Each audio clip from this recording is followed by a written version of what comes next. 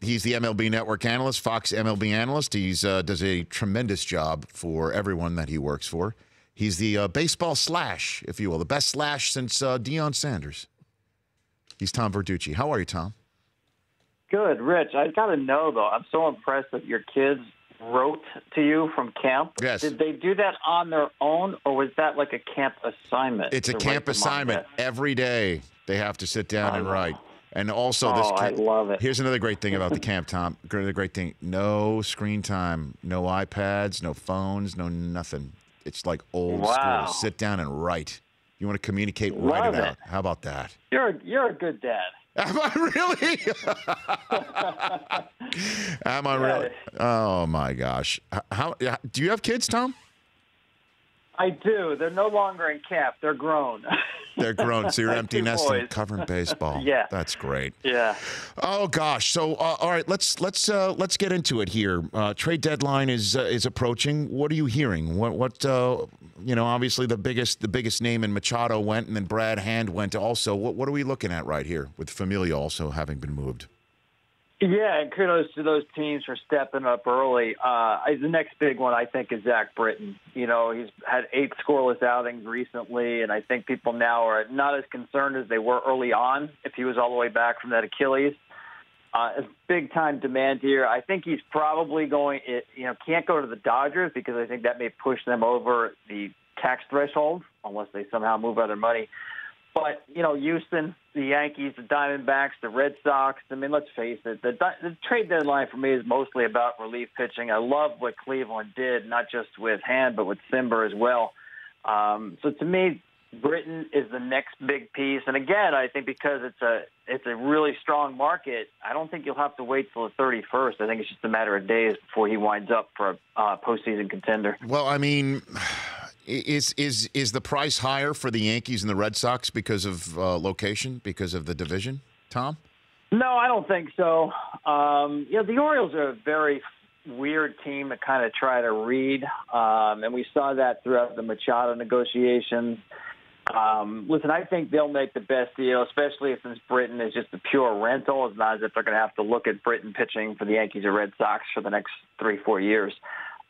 So I think it's about the best deal, and it wouldn't shock me if it's one of those teams in the East, but I do think Houston has, the biggest need. I mean, they can always put McCullers in the bullpen to close in the postseason, but they really don't have a left-handed guy anyway, and I think they'd feel a lot better. It's funny, Rich, their bullpen, their numbers are great, but there's still uncertainty about the last 3 outs of a game in October, and I think Britton would answer that. Not to kick the Orioles when they're down, but 28-73, Tom. I mean, and Buck, as we all know, he hasn't forgotten how to manage.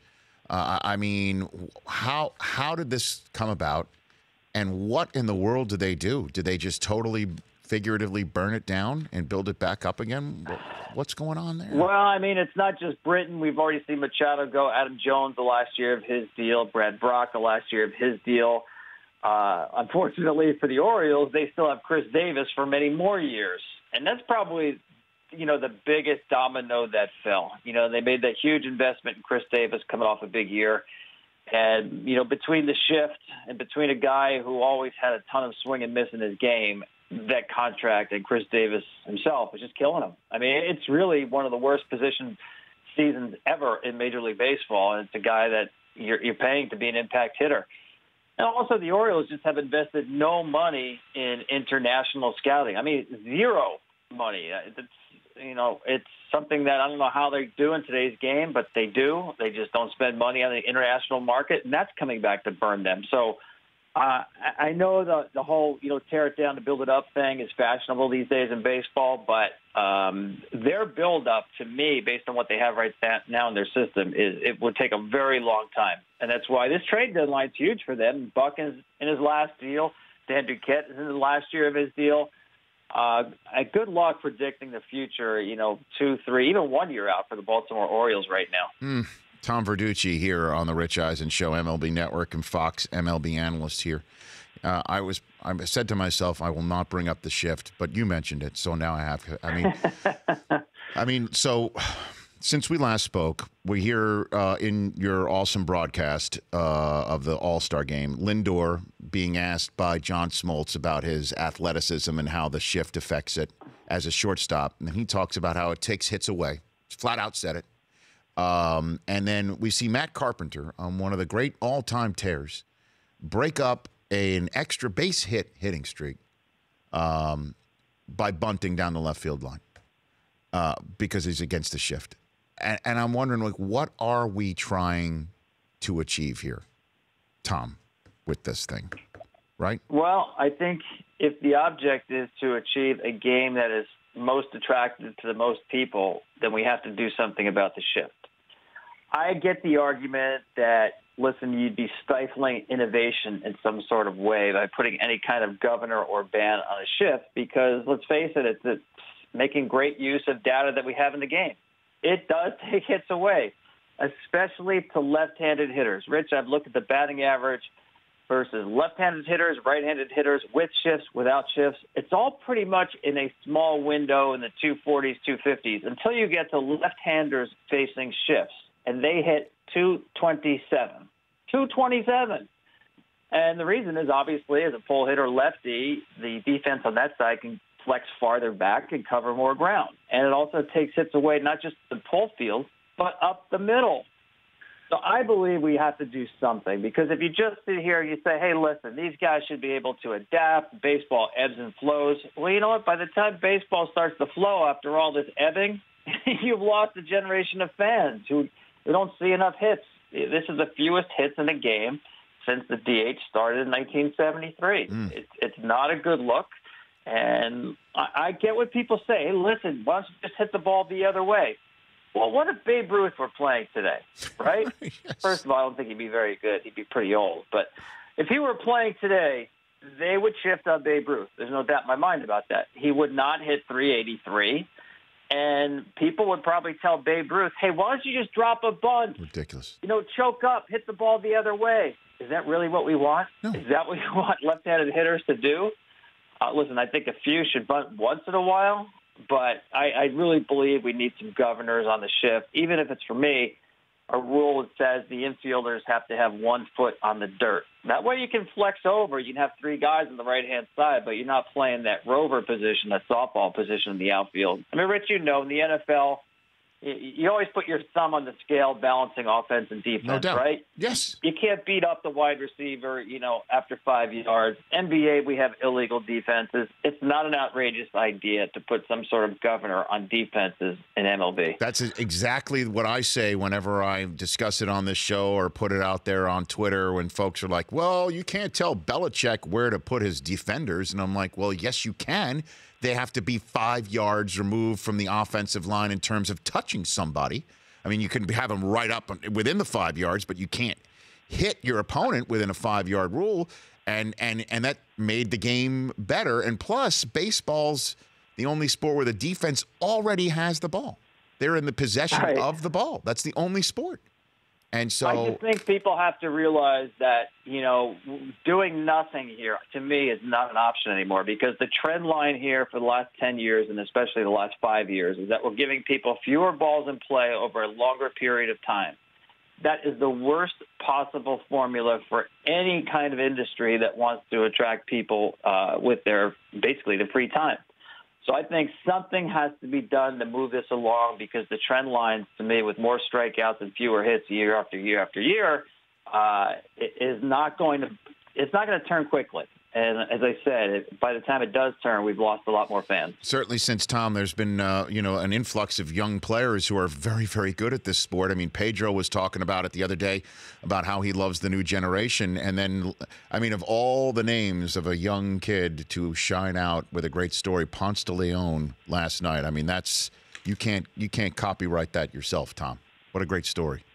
What a great story, especially obviously the injury that he had, getting hit in the head. And, he's a 27-year-old guy. He's been to 4 different colleges, late-round draft pick. It's a fantastic story. And for pitching 7 no-hit innings, he's going to get sent down to the minor leagues. It's basically just a paperwork move because they need another starter in the meantime.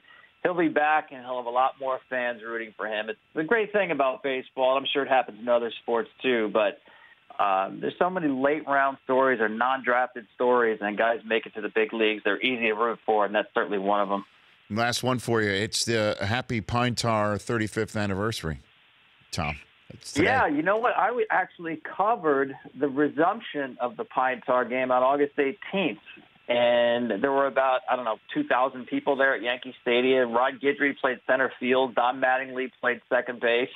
Yeah, we had Don on last hour, Tom, to recall that and how Billy Martin put him out there at second. He said he didn't remember why, because Billy was protesting, but also just in terms of the players that he already had on the roster, right? Wasn't that the reason why they put him out there at second? That's exactly right. He wasn't happy about having, Lee McPhail had overturned the ruling, so he wasn't happy to be playing that resumption anyway. But, and by the way, I know you know this, Mattingly is an unbelievable athlete. He used to take ground balls at shortstop right-handed for the Yankees, and you could not tell that he was left-handed. It was amazing. Great high school basketball player, great guy as well, but great athlete. And by the way, did you know that bat that George Brett used? Yes. The model of the bat was a Marv Throneberry bat. Marvelous. Marv Throneberry. Are you serious? Marvelous Marv Throneberry, yes. And that's the one that Gaylord Perry snatched and ran up the clubhouse tunnel with, I mean, and then on the resumption of that day, and Don was talking about it too last hour, that the umpires were different on the day of the resumption, and Major League Baseball and the American League office knew that the Yankees were going to try and do some sort of shenanigans to try and see if Brett touched every base and protest the game because the umpires were different. How would they know whether Brett touched every base? They had all the umpires from that day sign an affidavit testifying that Brett touched every base. And Dave, is it true Dave Phillips popped out the paperwork on Billy Martin? Phillips, yeah, exactly right. You got this nailed, Rich. Yeah, it was Davey Phillips. And listen, when you're dealing with Billy Martin, right, you have to be aware for all tricks in the book. And they were. They totally had him. And Billy thought he had a great argument that he was going to appeal that Brett didn't touch all the bases. And they were ready for him. You talk about some of the rogues in the game. How perfect is that Billy Martin is managing the Yankees, trying to appeal a play from 2 months earlier. Right. And on the other side, you had Gaylord Perry. You talk about a rogue character absconding with the bat of George Brett. Beautiful stuff. 35 years We need more rogues like that in the game today. The guys today are too nice. We need some more rogues. Just get them out there, right? And start stealing bats and put pine tar on. My gosh, 35 years later. Who were you working for on that day, Tom? Who was your? I was working for Newsday in New York. Yeah. My assignment that day was to write a sidebar to talk to some of the people. I actually could have talked to all of them. It was so empty. But, why would you come and watch basically 4 outs? And what'd you glean? I actually talked to one guy who brought his child who was 1 year old, and he said, I wanted this to be his first game. Okay. That's awesome. Okay. And that kid is now 35 years old. Wow. Next month. All right, Tom, thanks for the time. You got it. Anytime, Rich. Thanks. You got it. It's Tom Verducci. The Rich Eisen Show, weekdays at noon Eastern on Audience.